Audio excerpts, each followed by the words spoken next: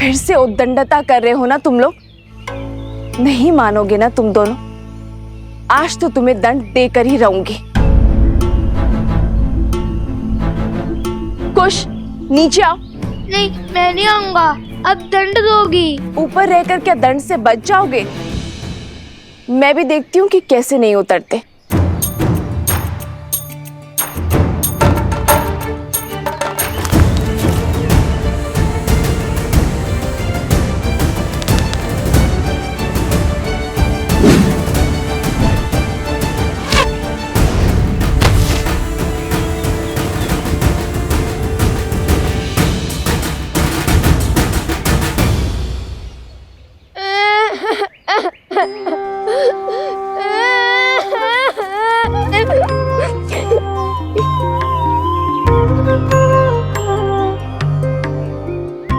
मैंने बहुत बोला लव भैया को कि मुझे ऊपर मत भेजो, माता क्रोधित होंगी।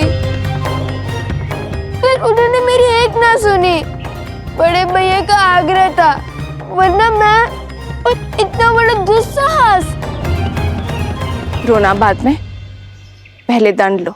जब डांटने का उद्देश्य पूरा हो गया, मैंने रो भी लिया। फिर क्यों डांटना? जो नहीं रो रहे हैं उन्हें डांटिए ना। बहुत वचाल हो गए हो तुम दोनों। आज संध्या का भोजन तुम दोनों को नहीं मिलेगा। जाओ, यज्ञ में भूखे बैठे रहो।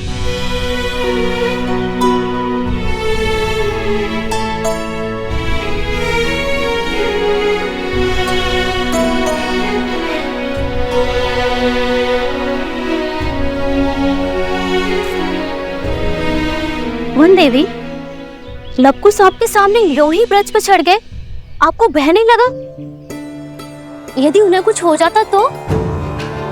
माता की सबसे बड़ी पूंजी होती है संतान, और जब माता को अपनी संतान की योग्यता पर संदेह लगने लगे तो समझ जाओ कि उसे संदेह अपनी दी गई शिक्षा और संस्कार पर है।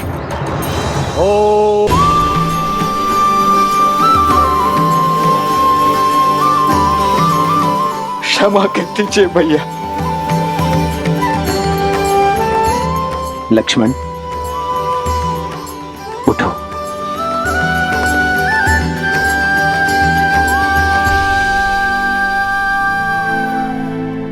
ये सत्य है भैया, आपके निर्णय की अवहेलना करता रहा। आपके त्याग को एक राजा का अभिमान मानता रहा। परंतु सत्य ये भी है भैया कि इतने वर्षों तक प्रति क्षण में आपको देखता भी रहा। इतने वर्ष अंकल में एक प्रतासी की भांति रहकर अभिमान से दूर होकर भी आपने उन्हें स्वयं से दूर होने नहीं दिया भैया। आपका त्याग आपके प्रेम का साक्षी है भैया। राजा का कर्तव्य निभाने के लिए आपने स्वयं को इतना बड़ा दंड दे दिया। प्रजा के कल के सुख के लिए आपने अपने आज के सुख की आहुति दे दी भैया। मुझसे बहुत बड़ी भूल हो गई है भैया, बहुत बड़ी भूल हो गई है, मुझे क्षमा कर दीजिए। नहीं लक्ष्मण,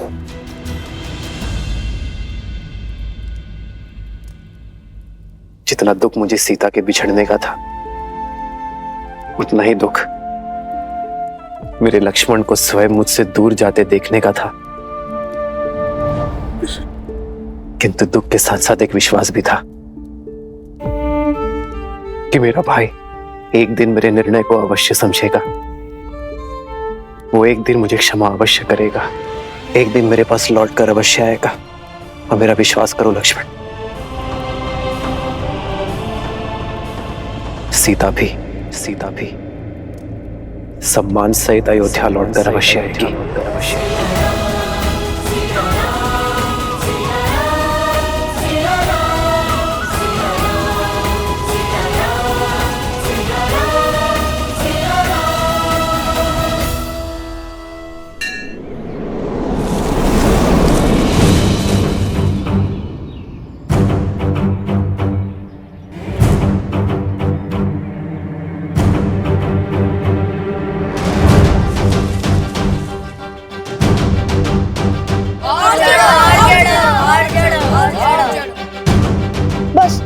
अब और नहीं चढ़ पाऊंगा शांडिल्य। पिताश्री ने यज्ञ के लिए श्रीफल मंगवाए हैं। रिक्त हाथ लौट नहीं सकते। ऊपर चढ़ो, अन्यथा दंड मिलेगा।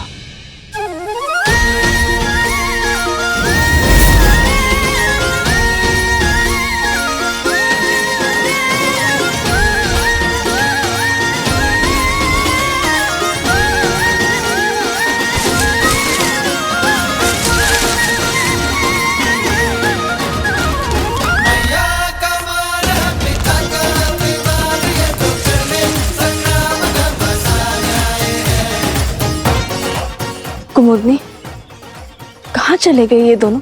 कहीं दिखाई नहीं दे रहे। माता आ गई।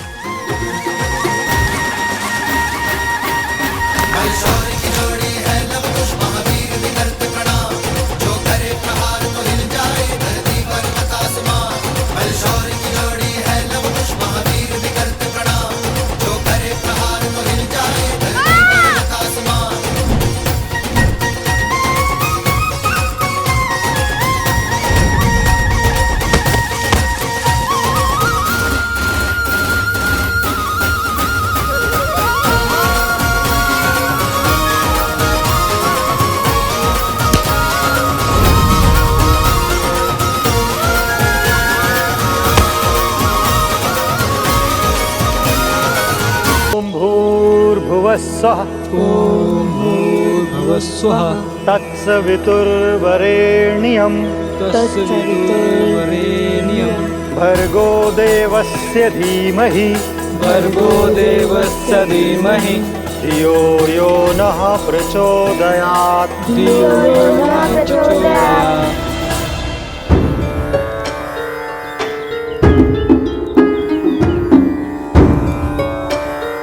लव, कुश, तड़ासन में खड़े होकर वेद पाठ करो।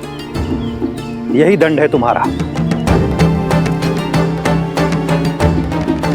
जी गुरुदेव।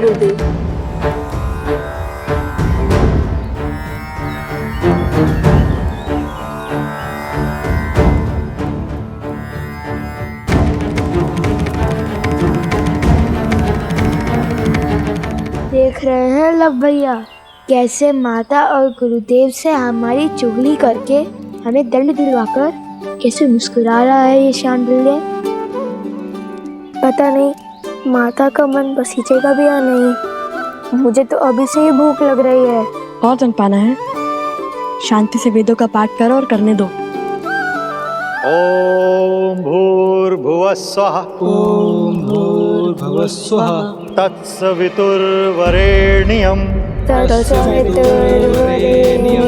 भर्गो देवस्य धीमहि भर्गो देवस्य धीमहि धियो यो नः प्रचोदयात्।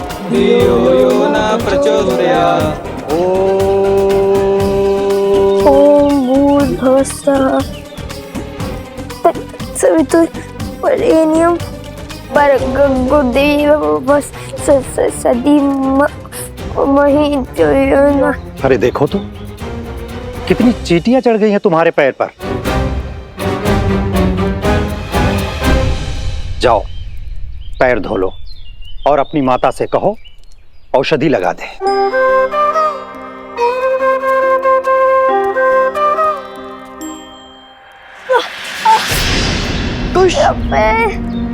भैया सहायता करो। जाओ, सहायता करो। जी गुरुदेव। कुश।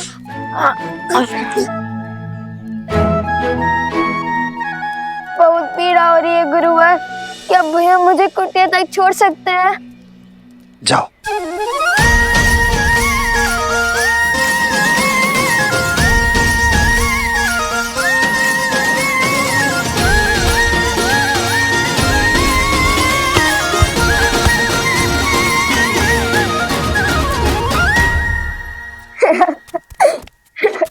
क्या आवश्यकता थी इस स्वांग की? आवश्यकता थी भैया।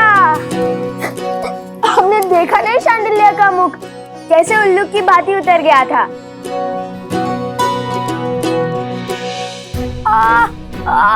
मेरा पैर। अरे अब क्या हुआ? बहुत पीड़ा हो रही है। क्या हुआ?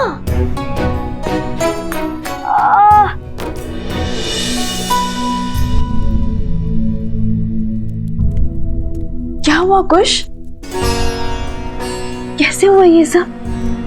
तारासन में खड़े खड़े वेदों का पाठ कर रहे थे, तभी चींटियों ने काट लिया इसे।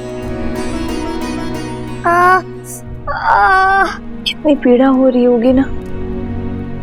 मैं औषधि बनाती हूँ जिससे तुम्हारा कष्ट छूमंतर हो जाएगा।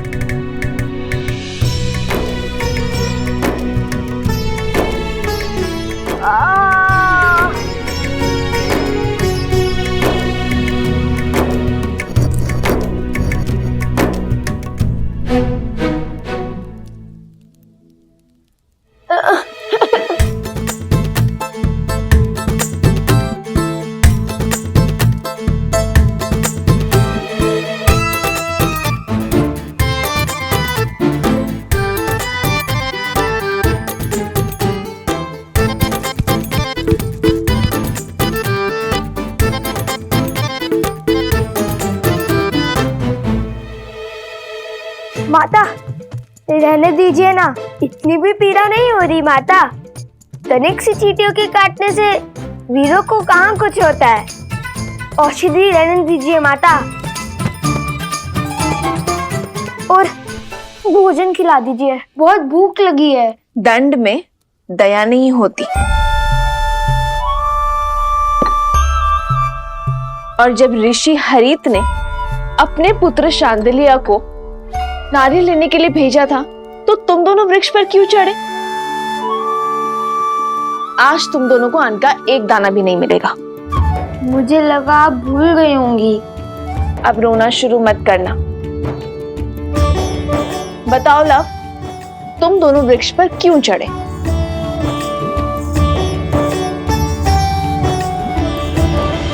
हम ये जो पूंछ लगाकर घूमते रहते हैं ना, उसके कारण आश्रम के सभी बालक हमारा उपहास उड़ाते हैं, वानर वानर कहते हैं। तो तुम दोनों पूंछ लगाते ही क्यों हो? क्योंकि हम श्री राम के सबसे बड़े भक्त हैं।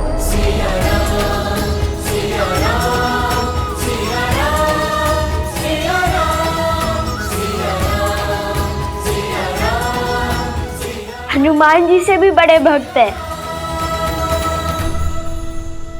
इसलिए पूंछ तो लगानी ही पड़ती है ना। तो इसका शांडिल्य से लड़ाई का क्या संबंध है? और तुमने उसके कार्य में बाधा क्यों डाली? माता, भ्राता शांडिल्य बड़े ध्रुत हैं, सदा हमें छेड़ते रहते हैं। उन्होंने हमें चुनौती दी थी कि यदि हम श्री राम के सबसे बड़े भक्त हैं तो उन्हें उड़कर दिखाएं। और पता है सोमकरण ने क्या कहा? हनुमान जी के पिता तो स्वयं पवन देव हैं। तुम्हारे पिता कौन है बताओ?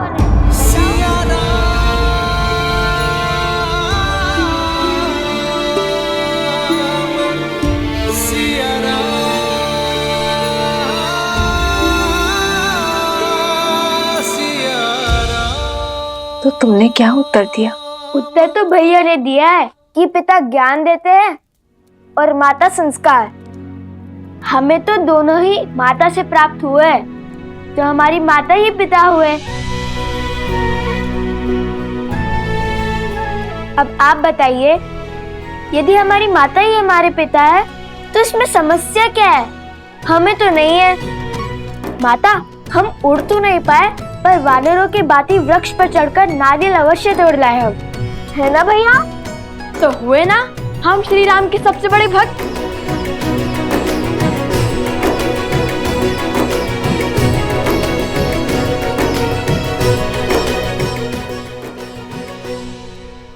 नहीं, तुमने केवल वीर हनुमान की नकल की है।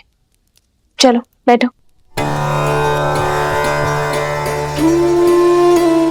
उनसे बड़ा भक्त बनने के लिए बहुत समय और बहुत तपस्या लगेगी।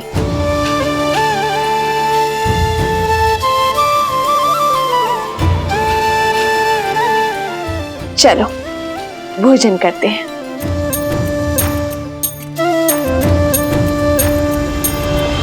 किंतु भोजन करेगा केवल लव।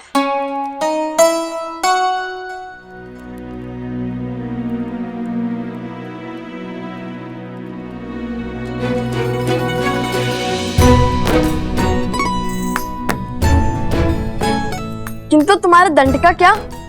तुम भोजन नहीं खा सकते। मैंने तो सिर्फ मुंह ही खोला था,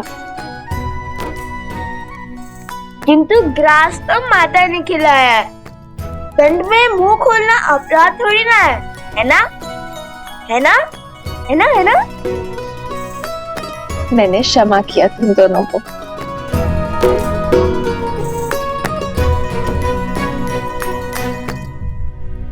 माता, जब हम राजा राम से मिलेंगे ना, तो उन्हें अवश्य बताएंगे कि हम हनुमान जी की भांति वृक्ष पर चढ़ सकते हैं, भांति भांति के कर्तव्य दिखा सकते हैं। फिर उन्हें विश्वास हो जाएगा कि हम उनके सबसे बड़े भक्त हैं।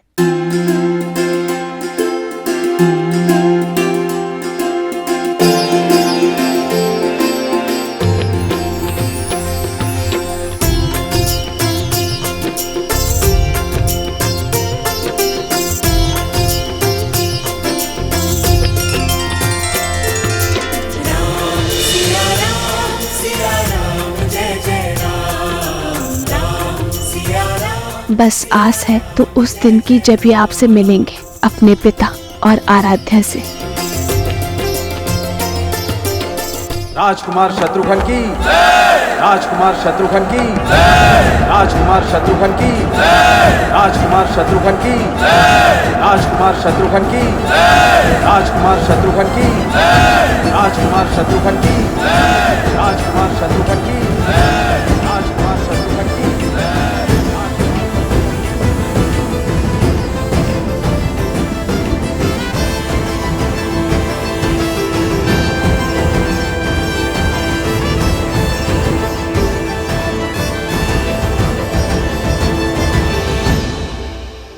राजकुमार शत्रुघ्न नहीं, मधुपुरी का राजा शत्रुघ्न कहो।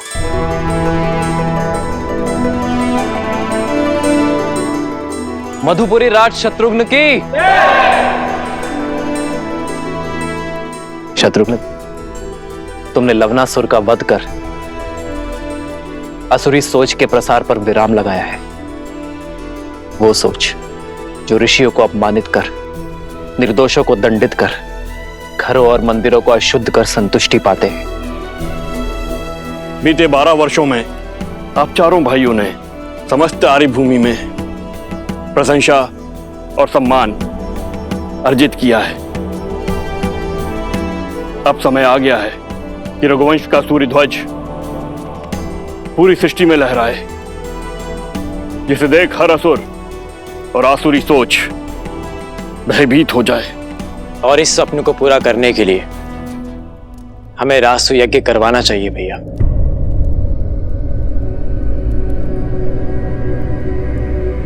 नहीं भरत,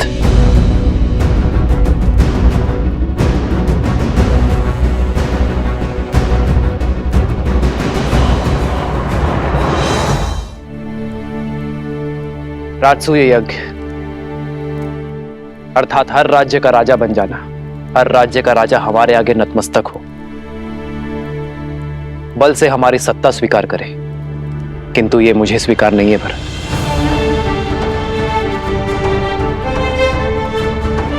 रामराज्य का लक्ष्य है कि हर कोई मन से स्वतंत्र अनुभव करे, मन से मुक्त अनुभव करे। किसी का राज्य छीनकर मैं धर्म का प्रतीक अयोध्या का पावन ध्वज नहीं लहरा सकता भरत। जिस राज्य का राजा सहर्ष हमारी नीति स्वीकार करता है, उसे सुख से राज्य करने का अधिकार अवश्य होना चाहिए। हमें केवल मित्रता और संधि की चाह है, और इसलिए मैं राजसूय यज्ञ के लिए सज्ज नहीं हूं। किंतु राजगुरु वशिष्ठ की बात उचित है। हमें सूर्यवंश की छत्र छाया समस्त भारतवर्ष में फैलानी चाहिए। भैया, किंतु ये होगा कैसे? अश्वमेध यज्ञ से।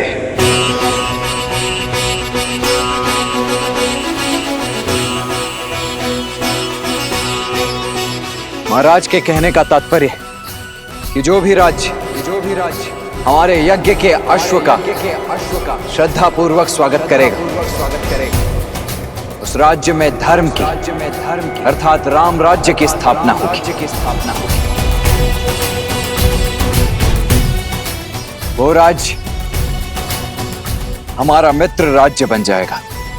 और हमारा युद्ध केवल उनसे होगा जो हमारे अश्व को रोकने का दुस्साहस करेगा। आचार्य, हमें अश्वमेध यज्ञ की तैयारी आरंभ करनी चाहिए।